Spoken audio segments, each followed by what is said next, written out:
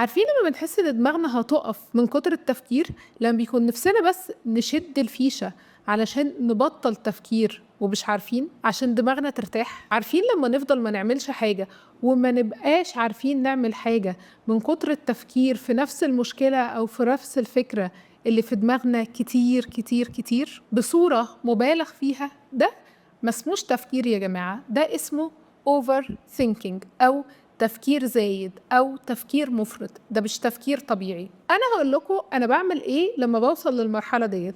فهيبينا نبدأ. إحنا بنفكر تفكير مفرط أو تفكير زايد بثلاث أنواع. يا إما بنفكر في المستقبل وبنكون قلقانين من المستقبل وبنتخيل أسوأ السيناريوهات، يا إما في الحاضر إننا نفضل نفكر في القرارات حتى لو كانت بسيطة كتير قوي بصورة مبالغ فيها، يا إما وده آخر نوع في الماضي، يعني حاجة حصلت قبل كده وأنا عمال أفكر في الموقف وأعيد نفس الموقف تاني في دماغي، عمال أعيده وأزيده كتير قوي. كل حاجة من دول ليها طريقة مختلفة في العلاج. والنهاردة يا أعزائي يوم حرف الألف، علشان كل الطرق اللي هنعالج بيها أي نوع من أنواع التفكير المفرط بتبدأ بحرف الألف. أول حاجة هنتكلم عليها التفكير المفرط في المستقبل. الناس اللي عندها تفكير مفرط في الحاجات اللي ممكن تحصل في المستقبل، اللي هو أنا منهم، بيكون عندهم قلق أو تخيل لأسوأ السيناريوهات. ال AI هيجي يحل محل البشر، الشارع خطر، ممكن حد ينزل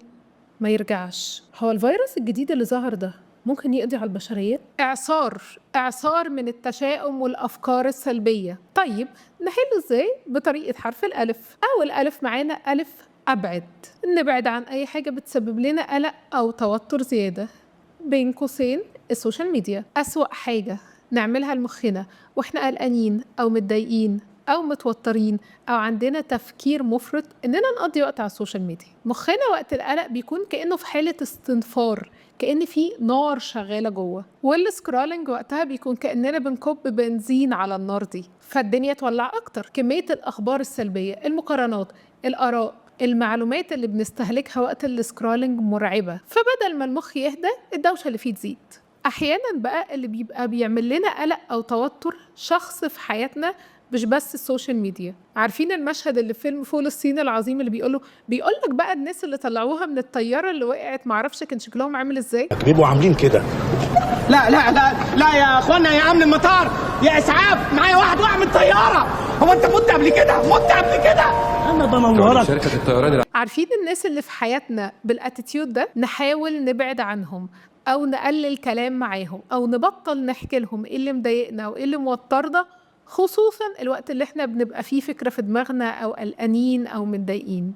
لحظات التوتر والقلق مخنا بيكون محتاج هدوء، تفريغ للشحنة او للطاقة اللي فيه، وده يجيبنا لألف رقم 2. ألف اكتب.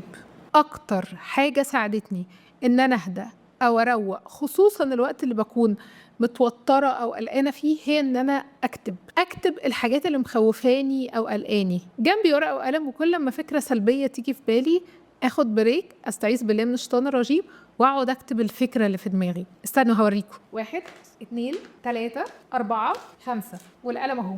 ويا ريت الكتابة تبقى في ورقة وقلم مش على الموبايل، بلاش نعافر مع الموبايل لو سمحتوا. نمسك الموبايل نكتب حاجة وينتهي بينا المطاف على التيك توك. ورقة وقلم وعلى قديم وكده. المهم نكتب ازاي؟ في حاجة اسمها برين دامب، ان احنا نكتب كل الافكار اللي بتيجي في بالنا من غير تنميق، من غير ترتيب، من غير تحسين، من غير تفكير، كأننا حرفيا بنفرغ اللي في مخنا على ورق. أظبط التايمر 10 دقايق أو ربع ساعة وأقعد أكتب كل حاجة بتيجي في دماغي، كأني بفضي الدوشة اللي هنا ديت بس على ورقة. بعد ما نخلص فقرة البرين دامب دي نعمل حاجتين. رقم 1 نكتب خطوات عملية ممكن ناخدها علشان نتجنب الموضوع ده. مثلا لو أنا خايفة إن ال AI ياخد مكاني، أقعد أكتب كورسات اللي أنا محتاجة أخدها، أقعد أدور على مجالات بديلة ممكن أبتدي فيها جنب شغلي علشان تبقى كخطة بديلة ليا. لو أنا مثلا خايفة من الحاجات اللي بسمعها موجودة في الشارع أو من المخاطر اللي في الشارع، أقعد أكتب الخطوات اللي أنا هعملها علشان أحمي نفسي، وفي الآخر ربنا هو اللي بيسترها معانا. أكتب إن أنا محتاجة أقرأ أذكاري اقرا وردي من القرآن، الحاجات اللي بتحصلنا بحق وحقيقي. اكتب ان انا محتاجة ادعي اكتر ان ربنا يحفظني او ينصرني او يوفقني، الدعاوي اللي انا محتاجة ادعيها. بين قوسين كده اكتب الحاجات اللي في ايديا اللي انا ممكن اعملها، كأني باخد بالاسباب بس على الورق، علشان افكر مخي ايه اللي هو محتاج يعمله. اخر حاجة بختم بيها جلسة الكتابة دي ان انا بكتب جملة واحدة بتهديني. أنا بالنسبة لي بصراحة بكتب الجملة دي وأفوض أمري إلى الله، ودي أحسن حاجة بختم بيها جلسة الكتابة بتاعتي علشان أهدي مخي. وده يجيبنا لألف رقم 3. أعرف إن أنا مهما كنت شاطرة، مهما كنت كويسة، مهما كنت واخدة بالأسباب، مهما كنت عاملة اللي عليا، إن في الآخر مش بيتم في كون ربنا غير اللي ربنا عاوزه، وإن أمرنا كلنا بإيد ربنا، وإننا مهما عملنا اللي علينا ومهما أخدنا بالأسباب هيفضل فيه مخاطر على حياتنا، وإن ربنا هو اللي بيسترها معانا وهو اللي قادر يحمينا. تاني حاجة بقى بنفكر فيها وبنحللها تحليل زايد هي التفكير في الحاضر، وده بيجي في صورة تحليل زيادة لكل المواقف اللي بتحصل لنا. الحاجة اللي قد كده نفضل نفكر فيها قد كده، ومش معنى إننا بنفكر في الحاجة أو القرارات العابرة قبل ما ناخدها بصورة كتير قوي إننا ناس أذكياء، لا، ده معناها إن إحنا ناس أوفر ثينكر، يعني ناس بتفكر تفكير زايد. نحل الموضوع ده إزاي؟ بطريقة حرف الألف. أول ألف معانا ألف أحدد وقت معين. واحد من أهم طرق علاج التفكير المفرط في الحاضر هي إننا نتعلم إننا نقفل التابس الكتير المفتوحة في دماغنا. طيب أقفل التابس المفتوحة في دماغي إزاي؟ 1. ناخد أكشن ونقفل الموضوع ونخلص لو الموضوع بسيط. رد على رسالة، ميل محتاج يتبعت، مكالمة محتاجة أعملها، حاجة مش هتاخد ماكسيمم 10 دقايق أو ربع ساعة، أعملها وأخلص. لأن الحاجات الصغيرة دي لما بتفضل مفتوحة في دماغنا بتستهلك طاقة وتفكير أكبر بكتير قوي من حجمها الحقيقي. طيب لو الموضوع كبير أو قرار مصيري أو قرار مش صغير 10 دقايق أو حاجة هفكر فيها أو أعملها بسرعة، يبقى نعمل إيه؟ نحدد وقت ناخد فيه قرار في الحكاية دي. مثلا يوم الخميس هقول لكم رأيي النهائي مثلا، يبقى فيه ديدلاين عندي اخد فيه قرار، وبعدها نتحرك بحق وحقيقي، ما نفضلش في دوامة التفكير والقرارات. طيب لو الفكرة أنا مش نافع أخد فيها أكشن دلوقتي أو في المستقبل القريب، أعمل إيه لما الفكرة دي تيجي في دماغي؟ يبقى نكتبها في مكان نعرف نرجع له وقت ما نحب. مثلا جت في بالي فكرة أو حاجة عاوزة أعملها أو أشتريها لما إن شاء الله بإذن الله أسافر تركيا. هل أنا معايا فيزا لتركيا؟ لأ. هل أنا محددة وقت أروح أطلع فيه الفيزا علشان أسافر فيه؟ برضو لأ. بس في دماغي إن شاء الله لما أحب أسافر دولة تانية هبقى أفكر في تركيا. يبقى دي حاجة أنا مش عارف لها ديدلاين، مش عارف هعملها إمتى، بس إن شاء الله هبقى أعملها. يبقى لازم تتكتب، لأن المخ طول ما هي مش مكتوبة هيخاف ينساها فهيفكرك بيها كل شوية، بس لما تكتبها في مكان انت عارف ان انت هتعرف ترجع له تاني مخنا بيهدى. طيب لو مخي مش عاوز يهدى ولا عاوز يرتاح ولا عاوز يريحني بعد ما حجمته وحددته، اعمل ايه؟ يبقى ده يقودنا الالف الرقم 2. الف اتحرك. يبقى انت عندك طاقة او انت عندك طاقة محتاجة تطلع في الحركة او الرياضة، نبذل مجهود علشان الطاقة دي تطلع في حاجة مفيدة. تيتا الله يرحمها كانت بتقولي الحركة بركة، وبفهمش معنى الكلام ده غير لما احاول اصلح حاجات كتير قوي في حياتي بايظة، من ضمنها الاوفر ثينكينج او التفكير المفرط، واكتشف ان كل المصادر تقريبا بلا استثناء بتتكلم عن اهمية الحركة في علاج الاوفر ثينكينج. اوقات التفكير المفرط بيكون سببه طاقة زيادة في الجسم او في المخ، فالمجهود البدني بيوجه الطاقة دي في مكانها الصح. ليه؟ اوقات بيكون التفكير المفرط سببه طاقة زيادة، فالحركة بتوجه الطاقة دي في مكانها الصح.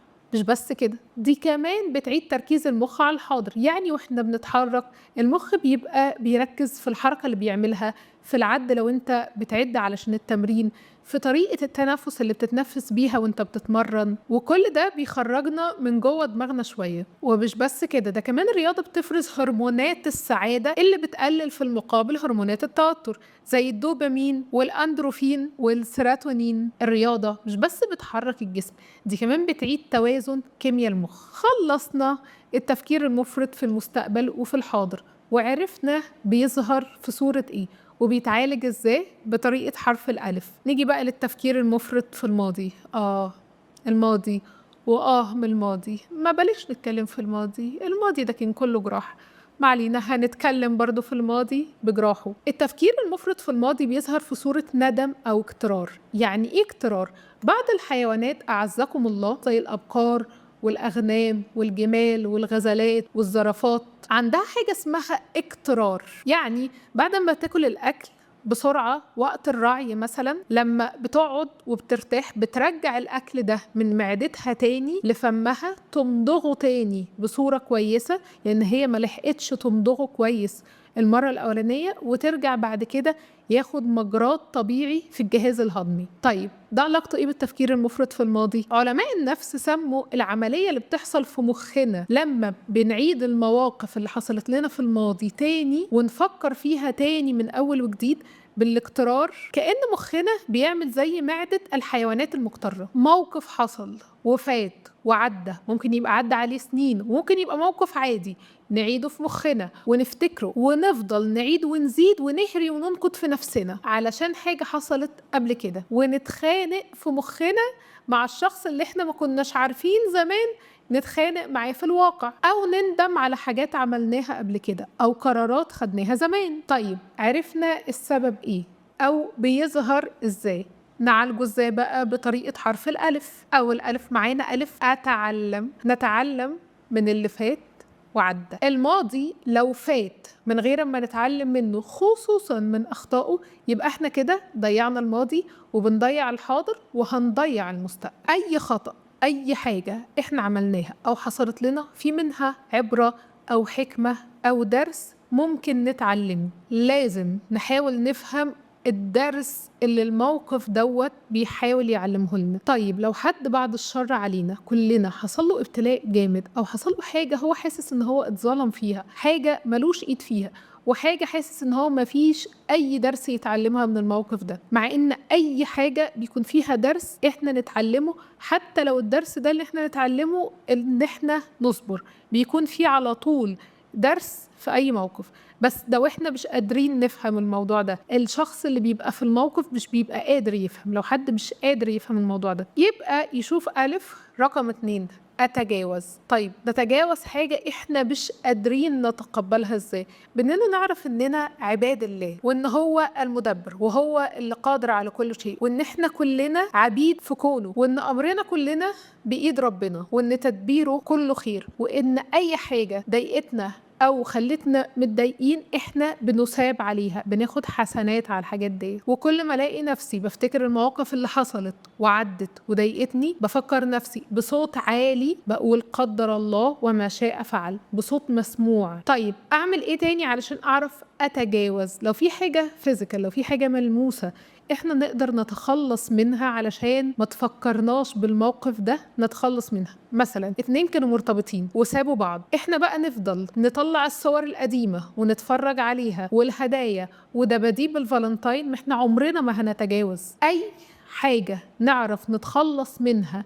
بتفكرنا بالموقف المؤلم ده نتخلص منها فورا علشان نقدر نتجاوز. طيب عملت كل ده ومش قادر أتجاوز، يبقى نستخدم الطريقة اللي استخدمناها في علاج التفكير المفرط في المستقبل، إن إحنا نكتب كل حاجة مضايقانا، نجيب نفس الورقة والقلم ونقعد نكتب. نفس الطريقة دي تنفع في علاج التفكير المفرط من الماضي. طيب عمال أعمل كل ده ومش عارف أتجاوز، أعمل إيه؟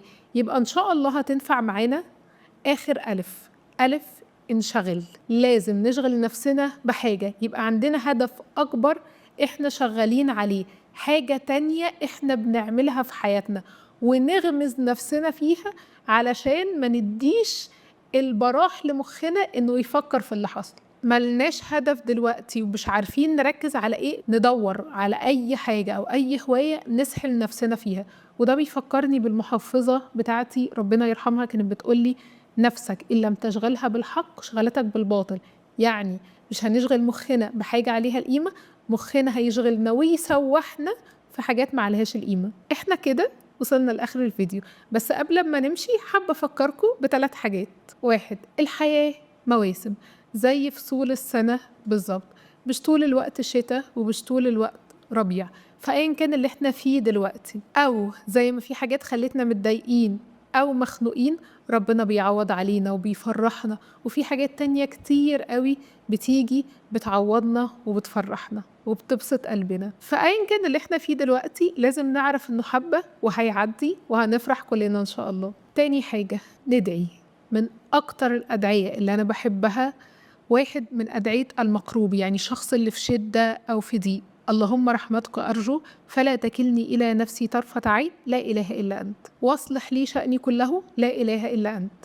عارفين يعني إيه لا تكلني إلى نفسي طرفة عين؟ يعني يا رب ما تسيبنيش لقدرتي المحدودة، لضعفي، لتفكيري لوحدي من غير عونك. تالت حاجة، نساعد بعض ونقف جنب بعض، بلاش نسيب بعض. لو حد عنده حد من أهله أو من صحابه أو من عيلته عنده تفكير مفرط، اقعد معاه، اسمعه، حاول تفهمه، حاول تساعده. لو وصلتوا لحد هنا يبقى عجبكم الفيديو، لايك وشير وسبسكرايب، واشوفكم في فيديو جديد يا حلوين. باي.